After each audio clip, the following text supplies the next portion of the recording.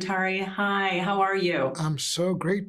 Thanks for taking time to chat, Pam. Oh, I'm so excited to learn a little bit more about this role. I've seen you in so many other movies and shows. I'm really excited to dig into this role of Freddy.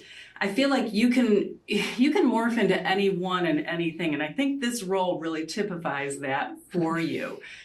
When you created him and you read the script, tell me what you were thinking and what you thought he would be and how you prepared to become him, because you became Freddy. Oh, thank you so much for the kind words. And this was one of the toughest roles I think I've ever been handed. I could never imagine the depths of the despair that this character's lived through, and never for a moment thought I could even understand what he's been through. And I asked Dennis, where did this character come from? How did you write this kind of thing? And he spoke about this incredible tool, this gift that we have of the imagination and having creative license to play within these boundaries that he's created. And so that for me became the springboard. And I think just having that freedom to play and discover and let my imagination run led to surprises for me and I think everyone else involved, because I never would have imagined the world that we created right from the beginning. It's something that we discovered on the way. I wish I had an hour to talk with you about getting into this character. Let's look just at episode 1, because I don't want to give everything away, because we do focus on you a little bit later in the season.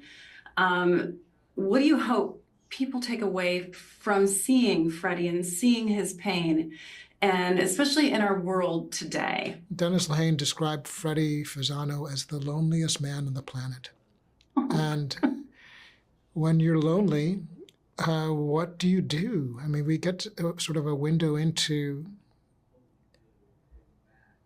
his attempts to connect, his failures to do so, his binging on junk food, his binging on junk content, his inability to connect intimately with other folks, him wanting to do the right thing, but ending up shooting himself in the foot, hoping for the best for him, and then he still self-destructs, wanting more from him, praying that somehow things will work out.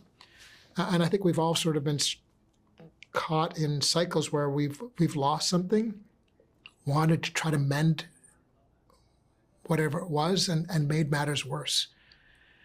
And so this is sort of a meditation on that, of love, loss, and revenge. Tell me how playing this character maybe even changed you. As I listened to you talk so evocatively about becoming Freddy, is there anything that changed in you, or maybe how you see the world or people around you because of playing this role?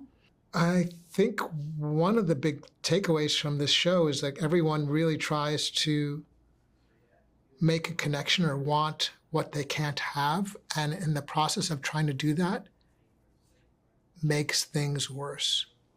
And so the lesson really sometimes for me is to step back and try to assess, rather than maybe strike out right away.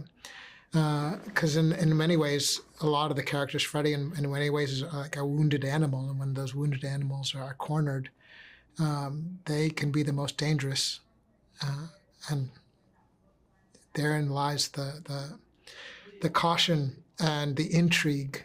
Very good. And Ntare, thank you for creating this very deep, emotional character for everyone to see. I can't wait for everyone to see it on Apple TV+.